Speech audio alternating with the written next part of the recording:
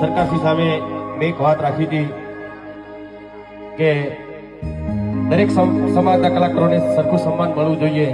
નમસ્કાર મારા ભાઈઓ, કેમ છો? બધા જ મજામાં દસો. સ્વાગત છે મિત્રો આપણા એક નવા વિડીયાની અંદર. તો મિત્રો તમે આપણી યુટ્યુબ ચેનલની અંદર નવા આવ્યા હોય અને ચેનલને સબસ્ક્રાઈબ ના કરી હોય તો મિત્રો આપણી ચેનલને તમે કરી નાખજો ફટાફટ સબસ્ક્રાઈબ. કારણ કે મિત્રો આપણી યુટ્યુબ ચેનલની અંદર મળશે નવા અને અનોખા વિડીયા, તો ચેનલને કરી નાખો ફટાફટ સબસ્ક્રાઈબ. હા મિત્રો, આપણે વાત કરવાની છે સુપરસ્ટાર એટલે કે વિક્રમ ઠાકોરની. તો મિત્રો વિક્રમ ઠાકોરને તો તમે બધા જ ઓળખતા જશો.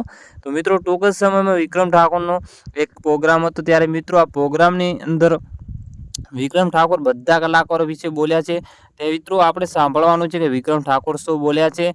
અને આ મિત્રો ઘણા મિત્રો એવા છે વિડીયો જોવે છે પરંતુ ચેનલને સબસ્ક્રાઈબ કરતા નથી. તો મિત્રો ચેનલને કરી નાખો ફટાફટ સબસ્ક્રાઈબ. હા મિત્રો, જે વિક્રમ ઠાકોર બધા કલાકાર વિશે જે વિધાનસભાની અંદર જે બોલ્યા છે ને તે પહેલા તમે આ વિડીયો જોઈ લો કે વિક્રમ ઠાકોર શું બોલે છે, પછી આગળ વાત કરીશું.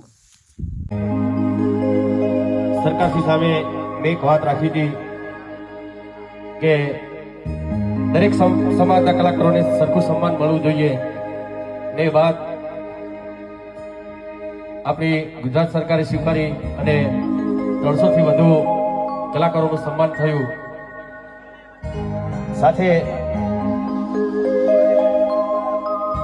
ગુજરાત સરકારના જે કાર્યક્રમો થતા હોય છે એમાં પણ હવે ક્ષત્રિય ઠાકોર સમાજના કલાકારો સાથે સાથે બીજા દરેક સમાજના કલાકારો જેઓનું બહુ સારું નામ હોય એમને પણ હવેથી ભાજપ સરકાર ચાન્સ આપશે, એમનું સન્માન કરશે.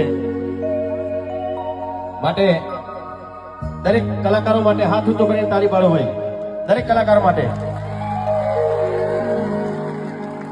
અને સરકારશ્રીએ જે અમારી વાત સ્વીકારી એના માટે પણ એકવાર જોરદાર તાળી થઈ જાય ભાઈ. બને